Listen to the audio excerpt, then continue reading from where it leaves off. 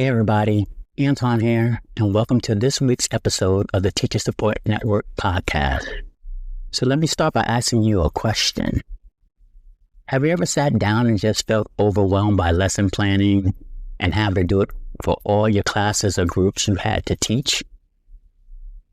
Well, I'm sure many of you are nodding your head yes to this, because sometimes lesson planning can be really overwhelming, especially when you have a lot of classes or groups to prep for. So what if I told you there's a simple method, a strategy to make your lesson structured, more effective for your students, and just less stressful for you? So today we're going to dive into what I think is a game-changing strategy for teachers in the classroom that can really help with your lesson planning. And I know it really helped for me when I was teaching in the classroom. So we're going to talk about simplifying your lesson planning using the Gradual Release of Responsibility framework, or GRR, as it's commonly referred to. Now, many of you know or have heard about the Gradual Release of Responsibility framework, and others of you may not have heard of it.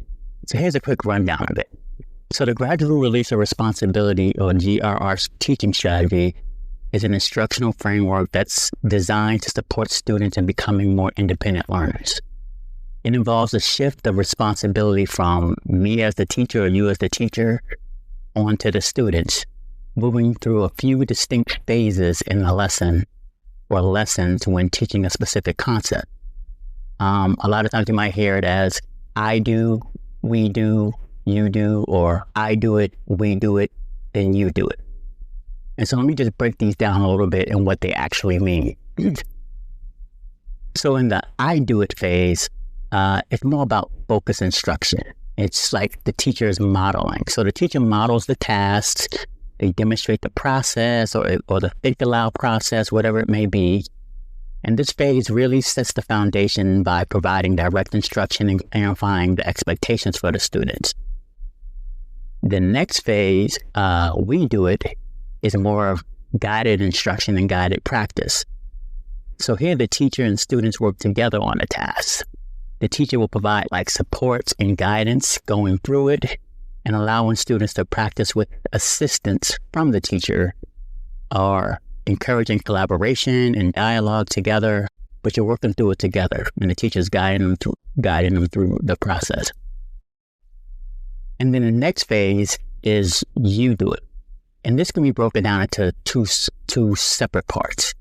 So it can be, one part is you do it together, which is more the collaborative learning piece, where in this part of the you do it, students work in pairs or small groups to apply what they've been learning. And then the teacher can kind of monitor and provide support as needed, but the focus is on student interaction and their cooperation and the working together. And then you go to you do it independently. This is more independent practice. So at this step, or this phase, students work independently to complete the task.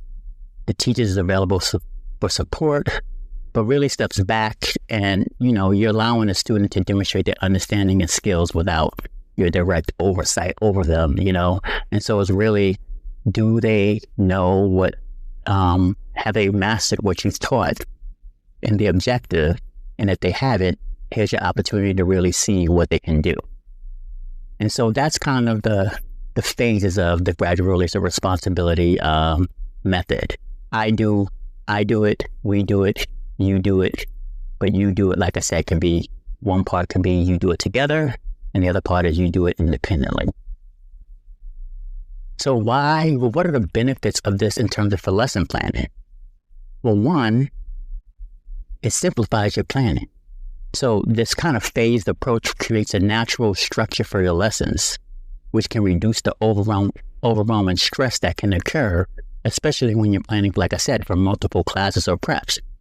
So knowing that, as I go through a lesson, I'm going to be modeling it, going through it together with the class, having them work together in smaller groups or pairs, and then showing how they can demonstrate it independently.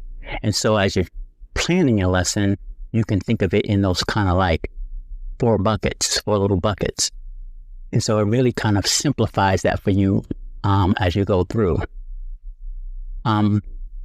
Second, it encourages student independence. Think about this. You're focusing how the responsibility really shifts gradually from the teacher teaching it to the students working together, and then the student independently doing it themselves.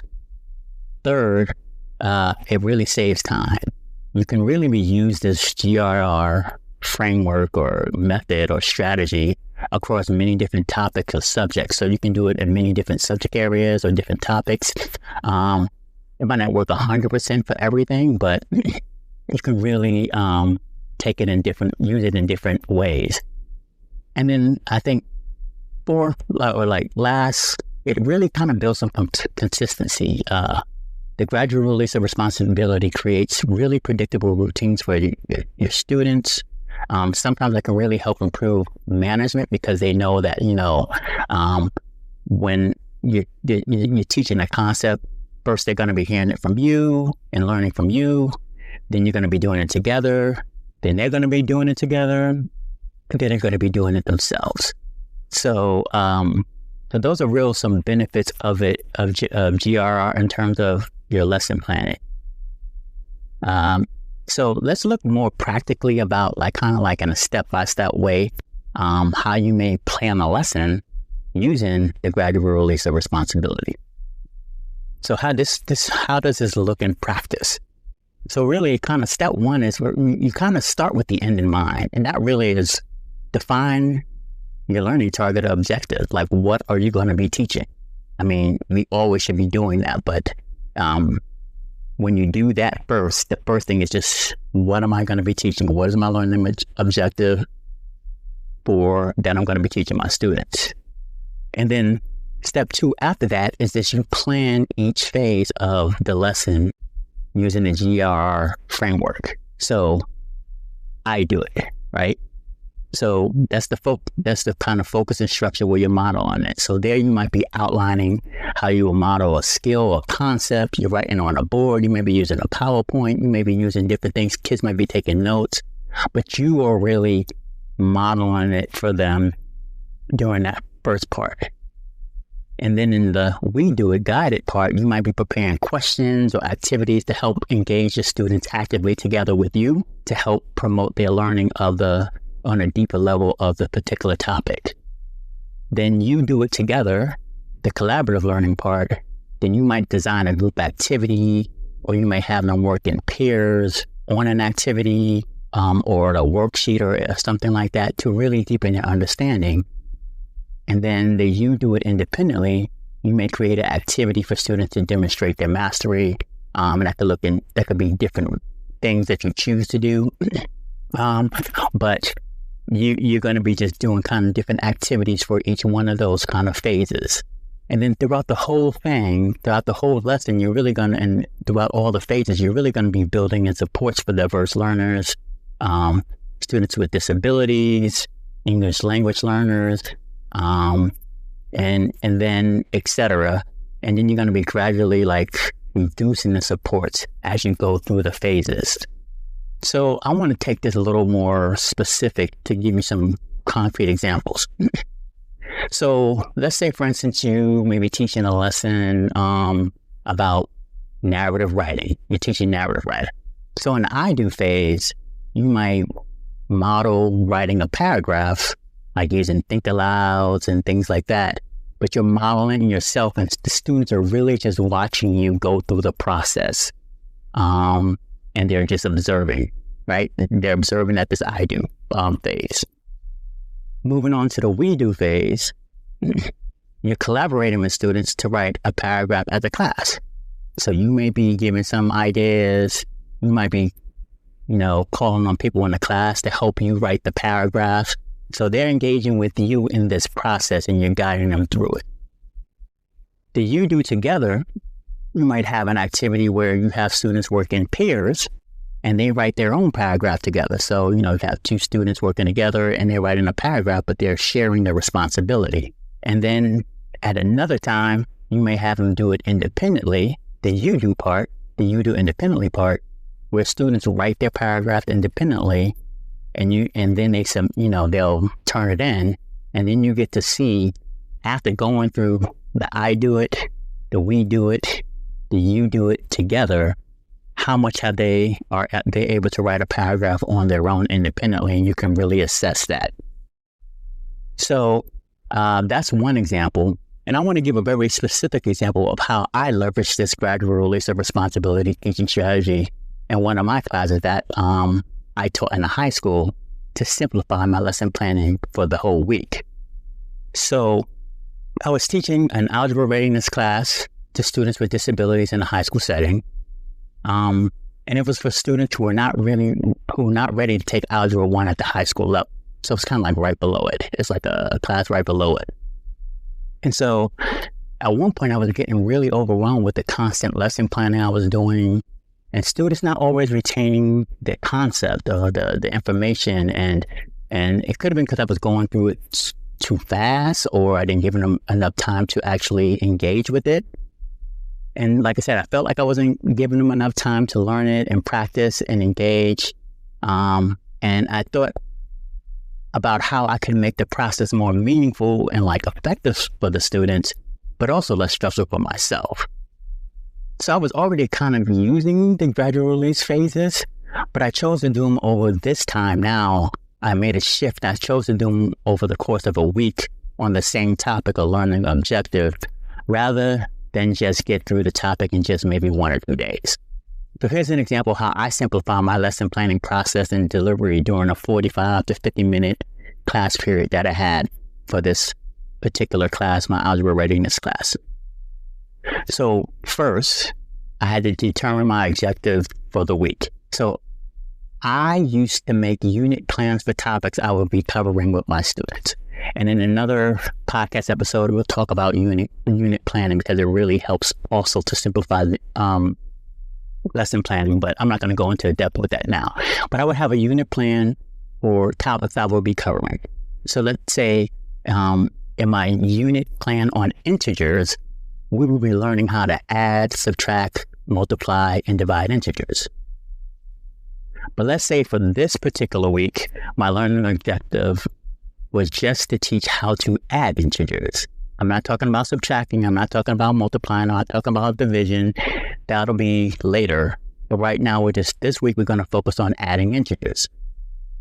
So after I knew my specific objective for the week, I chose one phase of the Gradual Release of Responsibility framework to focus on each day. So on Monday, if I was introducing a new concept, I do it. So I modeled the concept. So in this case, it would be how to add integers. Students would take notes. They'd write down the steps. I'd give some really clear examples of the processes and procedures to help them really understand the learning goal. And in this phase right here, they're just seeing me model it. They're taking some notes so they can have to go back to, but that's it. And that's how we would do Monday. Then Tuesday, we do it. So then we will work through some more example problems together, following the notes and examples from the previous day that I did. And so I would tell them to refer back to their notes. But here, they're engaging with me, and we're kind of working through problems together, and they're giving me answers and using their notes to tell me what are the steps, and I'm putting them on a board. But we're working together, and I'm guiding them through practicing these problems.